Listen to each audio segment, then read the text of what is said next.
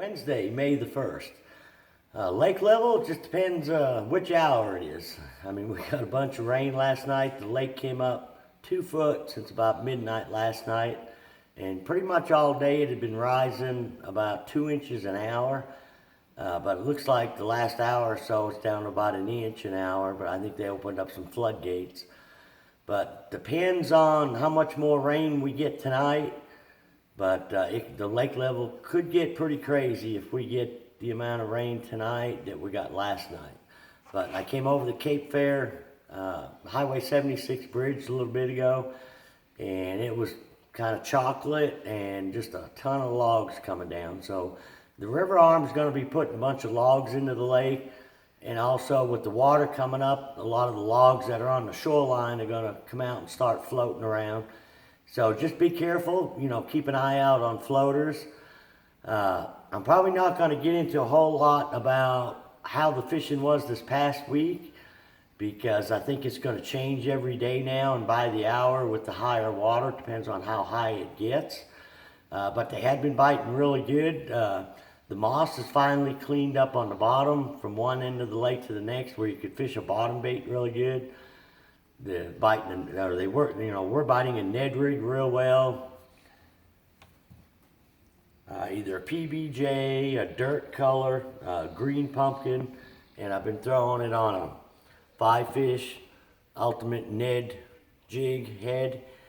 A tube has been working good. Different colored tubes. This is a watermelon candy, but a green pumpkin tube will work. A lot of finesse baits, shaky heads will work. I've even been catching some on a Carolina rig.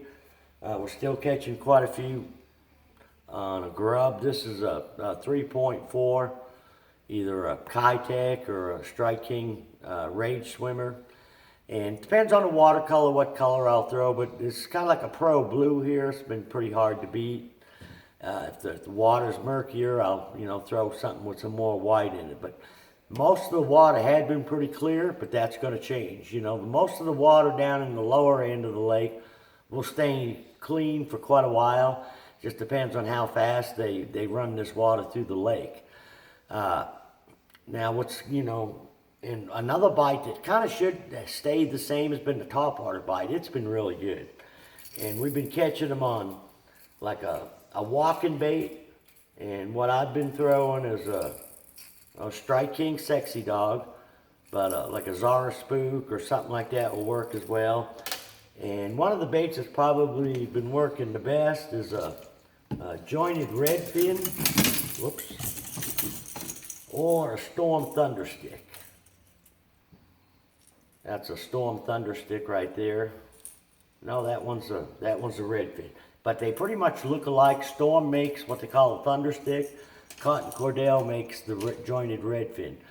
And that bite should stay pretty much the same, because my best topwater bite had been out over deeper water.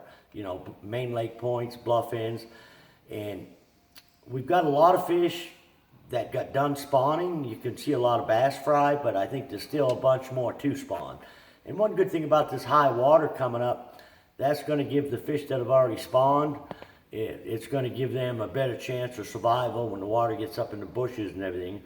And hopefully not too many of them are locked on right now with the water rising hard, but when the water kind of stabilizes, there'll be some more fish coming in to spawn, and they'll have so much cover to spawn in, it's going to be good. So overall, I think if the high water will kind of stabilize out, it's going to be good for the spawn. But the topwater bite, has been working the best in the clear water. And like I say, the lake was really clear, so it was kind of working all over. And it would work throughout the day if you had some cloud cover and a little bit of wind. But that bite should kind of hang on even with the water coming up. It comes up 4, 5, 6 feet. That bite should stay.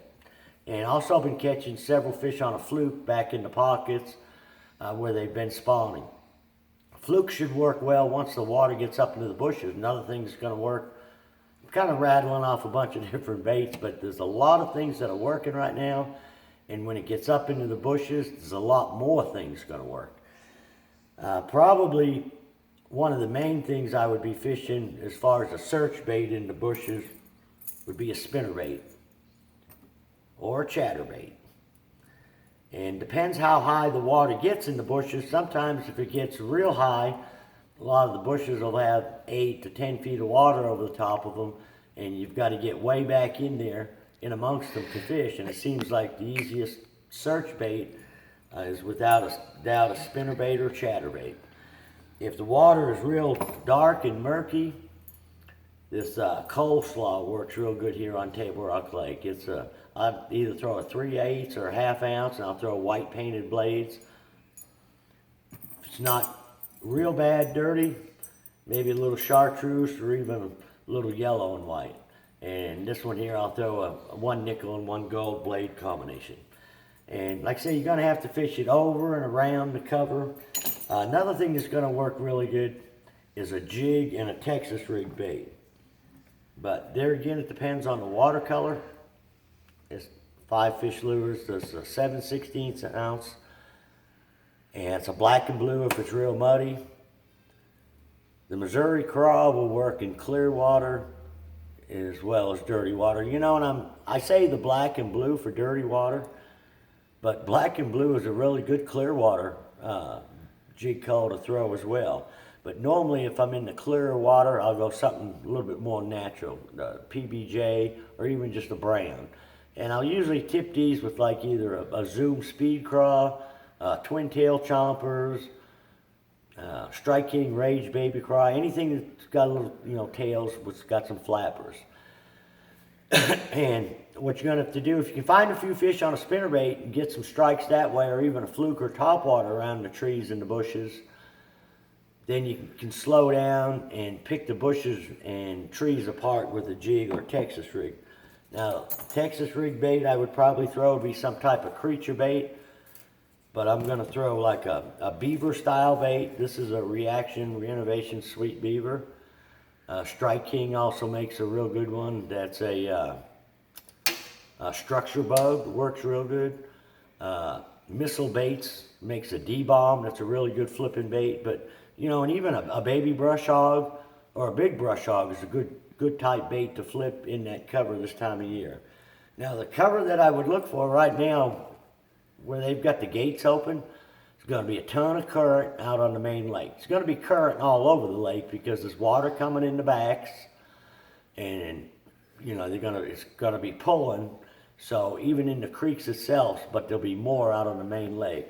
So that's probably where I would start, is on some points, just inside the points on buckbrush, bushes, any kind of cover that you can find. And then I'd work my way back into the creeks. Now there's already a lot of fish back into creeks. Some that just got through spawning, and a lot more that are gonna spawn. So this fish gonna be, like I say, from the main lake all the way to the very backs of the creeks. Today, we ran the backs of the creeks trying to get a spinnerbait bite in where that warmer water was rushing in, but I didn't find the water to be that much warmer coming in the backs of the creeks, because I think the ground temperature was about the same as the lake, so there didn't seem to be any substantial water temperature difference. But what we did find is a lot of places where certain creeks had mud coming into them, but you could go further back into the creeks and usually get into the clear water that was coming back in. Usually what happens is we get these big gully washes like this, with the exception of the main rivers, the creek arms will have a bunch of leaves and mud and everything come in. But once that washes out through the gullies, then it's pretty clear water that comes back into creeks.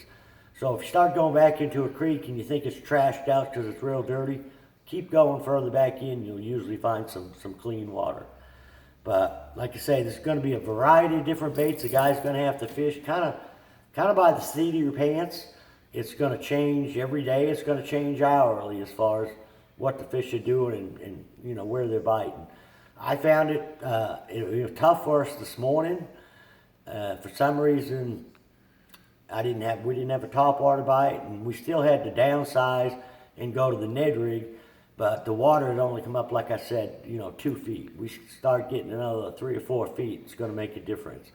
And if it does come up as high as I think it's going to, 6, 8 foot, something to keep in mind, these fish always seem to do, excuse me, is they'll relate to the old shoreline.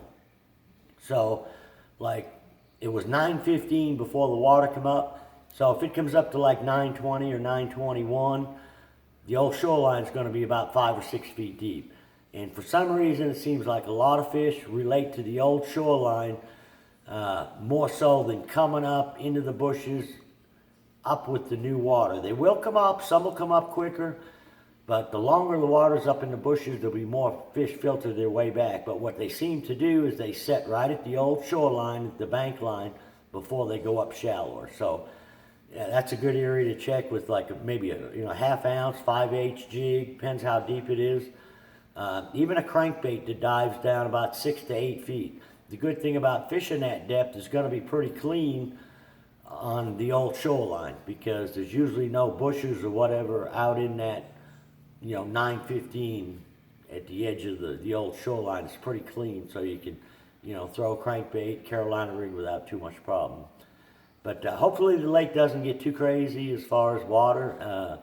It just depends what we get tonight and tomorrow as far as rain. So just be careful out there, and until next week, good luck, good fishing.